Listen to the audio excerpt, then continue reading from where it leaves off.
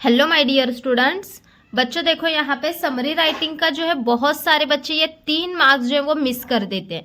लेकिन आप सबको ये पता ही नहीं है कि समरी राइटिंग लिखना इतना इजी है, क्योंकि बच्चों आपको समरी क्या अपने दिल से नहीं लिखना है, क्योंकि वहाँ पे ऑलरेडी क्वेश्चन दिया जाता है, पैराग्राफ की समरी करनी होती है।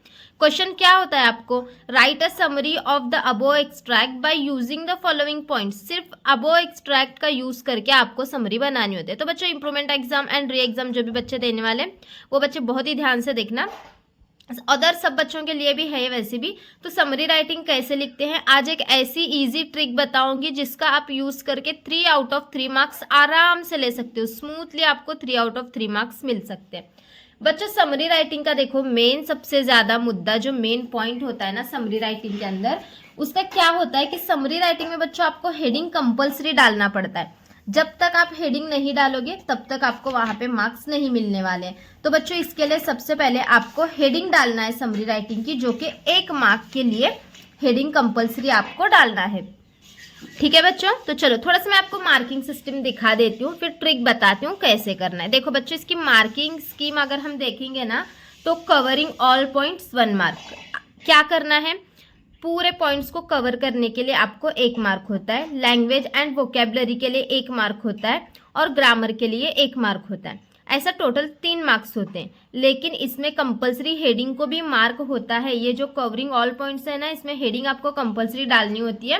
ये यहाँ पे नहीं दिया जाता, लेकिन मैं आपको बताती हूँ, अगर आप इसकी हेडिंग डालते हो तो 1 मार्क आपको मिल जाता है।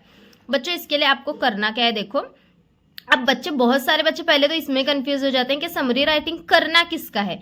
यहाँ पे आपका क्वेश्चन होता है, मतलब कि अभी देखो बच्चों ये आपका पेज नंबर 9 है ना, तो पीछे के पेज पे समरी का क्वेश्चन होता है। ये पेज नंबर 9 है तो पीछे होता है क्वेश्चन, उस पैराग्राफ की समरी करनी होती है। मैं बताती हूँ आपको। ये देखो बच्चों हम पीछे आ गए, क्वेश्चन नंबर 2 का ए जो होता है ना, उस पैराग्राफ की समरी करना होता है। बच्चे ढूंढते रह जाते हैं। देखो क्वेश्चन कहाँ पे था, पेज नंबर 9 पे, और ये देखो पैराग्राफ कहाँ पे है, पेज नंबर 6 पे। मतलब बच्चों आपको क्या ध्यान रखना है, क्वेश्चन नंबर 2 का ए जो होता है ना, उसकी ही कंपलसरी समरी राइटिंग करना होता है क्वेश्चन पेपर के अंदर। तो बच्चों उसके लिए सबसे पहले आपको क्या करना है, देखो स्टूडेंट्स अभी आप 12th का जो एग्जाम देने वाले हो, ये एग्जाम है इंप्रूवमेंट एग्जाम, तो बच्चों उसके लिए आपको सबसे पहले इसकी समरी करनी है। 3 मार्क्स के लिए रहता है समरी राइटिंग, तो एटलीस्ट छोटे छोटे 2 तो पैराग्राफ बनाना है आपको। यहाँ पे एक पैटर्न है, मैं आपको बताती हूँ। देखो यहाँ पे ये एक पैटर्न है मेरे पास, ये बोर्ड की तरफ से आया हुआ ही पैटर्न है।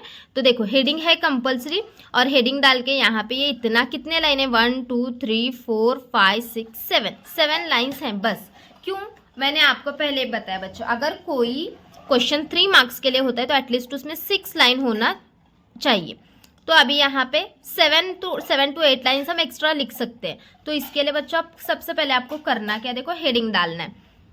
तो देखो बच्चों यहाँ पे ट्रिक क्या है, सबसे पहले स्टार्टिंग देखना है, पैराग्राफ की स्टार्टिंग देखना है।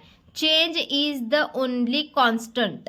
ठीक है, क्या है यहाँ पे 4 लाइन्स में हेडिंग छुपी है, change is the only constant and disruptive technologies are only quickening its pace. तो बच्चों यहाँ पे देखो सबसे पहले हमें क्या बताया गया है, किसी चेंज के बारे में बताया गया है। ठीक है, तो इसको ही हमें हेडिंग बनाना है। कैसे बनाना है अभी, तो बच्चों देखो यहाँ पे अब आपको सबसे पहले अभी हेडिंग डालना है ना, तो हेडिंग के लिए अब क्या है, यहाँ पे हमें चेंज के बारे में कुछ दिख रहा है, किसके अंदर चेंज आया है, किसकी वजह से, टेक्नोलॉजीज की वजह से। तो यही हमारी मेन हेडिंग रहेगी। तो हम क्या इसको हेडिंग क्या बनाएंगे, अब इसमें बच्चों आप बोलेंगे कि हमें मैम इंग्लिश नहीं आता, लिखने नहीं आता, तो वो भी बच्चे लिखेंगे, इतना ईजी ट्रिक बताऊंगी। ठीक है, तो सबसे पहले क्या करना है हमें, किसमें आज के ज़माने में चेंज आया, तो चेंज इन टुडेज लाइफ, ऐसे भी आप हेडिंग डाल सकते हो, या फिर चेंज ड्यू टू टेक्नोलॉजीज, ऐसी भी हेडिंग डाल सकते हो। या फिर आप समझो कुछ कंडीशन ऐसी होती हैं, अब री एग्जाम जो दे रहे हैं वो बच्चे बोलेंगे कि मैम हमें कुछ भी नहीं आता, तो उसके लिए आपको हेडिंग क्या डालना है, यही डाल सकते हो, चेंज इज ओनली कॉन्स्टेंट। ठीक है, ये भी हेडिंग आप डाल सकते हो, चेंज, या फिर change is the only constant. पहले के 4 वर्ड्स आप हेडिंग डाल सकते हो, तो भी आपको वहाँ पे मार्क्स मिलेंगे। मैं और एक एग्जाम्पल आपको यहाँ पे बताती हूँ, इस और एक पेपर से भी बताती हूँ। ठीक है, ये देखो यहाँ पे है, ये वाला पेपर है क्या, तो यहाँ पे देखो, the government of India is encouraging medical tourism in country by offering tax benefits and export incentives to the, ये क्या पढ़ने की ज़रूरत नहीं है यहाँ पे, मतलब कि हमें पहली लाइन पढ़ने पे ही समझ में आता है कि ये पैराग्राफ जो है वो गवर्नमेंट ऑफ इंडिया पे है। तो आप हेडिंग क्या डालोगे, द गवर्नमेंट ऑफ इंडिया। समझ गए क्या हेडिंग डालना है, यहाँ पे डालेंगे द गवर्नमेंट ऑफ इंडिया। यहाँ पे चेंज के बारे में था तो टुडेज चेंज, ऐसे हम हेडिंग डालेंगे। समझ गए हेडिंग। कुछ भी नहीं समझ में आ रहा ना तो मैं एक ट्रिक बताती हूँ, हेडिंग नहीं समझ में आ रही तो स्टार्टिंग के 4 वर्ड्स हेडिंग डालो। देखो the government of India, 4 words हो गए ना, द गवर्नमेंट ऑफ इंडिया, ये हेडिंग डाल सकते हो। चेंज इन टुडेज लाइफ, ऐसे हेडिंग आप डाल सकते हो। ठीक है, ये हो गया।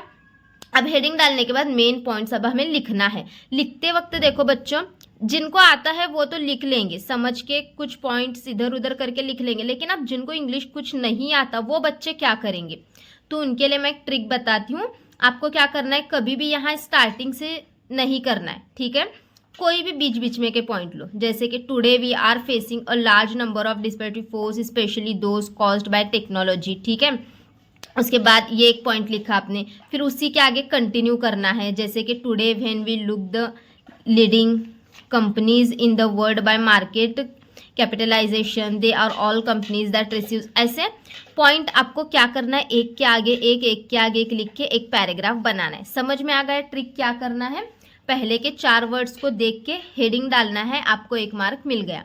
दूसरी ट्रिक क्या करना है, स्टार्टिंग से कभी भी शुरू नहीं करना है, बीच में के कोई भी पॉइंट ले लो, उसका एक पैराग्राफ बना दो। जैसे कि मैंने यहाँ पे बनाया है, मैं आपको दिखाती हूँ। मैंने ये 2024 के पेपर में से बनाया है, वैसे ही आप यहाँ पे बना सकते हो। ठीक है, देखो आपको पेपर में कैसे प्रेजेंट करना है बच्चों। यहाँ पे देखो ऐसे हेडिंग डाला आपने, B summary writing question number 2 का ए है। यहाँ पे ये सबसे पहले हेडिंग डाला मैंने, वो उस पेपर में the power of tolerance in rebuilding civilization था, तो मैंने ये हेडिंग डाला। और देखो यहाँ पे बीच में के पॉइंट उठाना है, सिर्फ बीच में के पॉइंट उठा के ऐसा एक पैराग्राफ बनाना है आपको। देखो 1 2 3 4 5 6 7 लाइन्स का पैराग्राफ हो गया। ठीक है, इतना आप कर लो, आपको 3 आउट ऑफ 3 मार्क्स मिल जाएंगे, आराम से मिल जाएंगे। ठीक है, तो इस तरीके से आप समरी राइटिंग को कर सकते हो। अगर आप और थोड़ा बढ़ाना चाहते हो तो 2-3 लाइन का, कम से कम 6 लाइन का एक पैराग्राफ करो और एक नीचे 2-3 लाइन का एक पैराग्राफ करो, चलेगा। ठीक है बच्चों, समझ गए समरी राइटिंग की ट्रिक कैसे करना है। पहले के 4 वर्ड्स में हेडिंग छुपी हुई होती है, हेडिंग डालो और बीच में के पॉइंट उठाओ, एक 6 से 7 लाइन का एक पैराग्राफ बनाओ, आपकी समरी राइटिंग कंप्लीट, आपको 3 आउट ऑफ 3 मार्क्स मिल जाएंगे। समझ गए, कुछ भी नहीं आता तो भी यहाँ पे आप ऐसा कर सकते हो। और बच्चों ऐसे ही ट्रिक कौन कौन से चाहिए राइटिंग स्किल पे तो जल्दी से कमेंट करना, मैं नेक्स्ट वीडियो लेके आऊँगी। ठीक है बच्चों, और कुछ डाउट होता कमेंट में ज़रूर पूछ लेना। और हाँ बच्चों, तड़वल academy 9th and 10th Maharashtra को प्लीज़ सब्सक्राइब करो, क्योंकि वहाँ पे मैं लाइव आऊँगी और आपके डाउट को सॉल्व करूँगी। ठीक है, तो जो भी बच्चे अभी तक जिन्होंने तड़वल academy 9th and 10th Maharashtra को सब्सक्राइब नहीं किया है वो जल्दी से सब्सक्राइब करके लो, क्योंकि आपके जो भी डाउट होंगे वहाँ पे लाइव आके मैं सॉल्व करूँगी। ठीक है, तो चलो फिर बच्चों मिलते हैं नेक्स्ट वीडियो में, बाय बाय।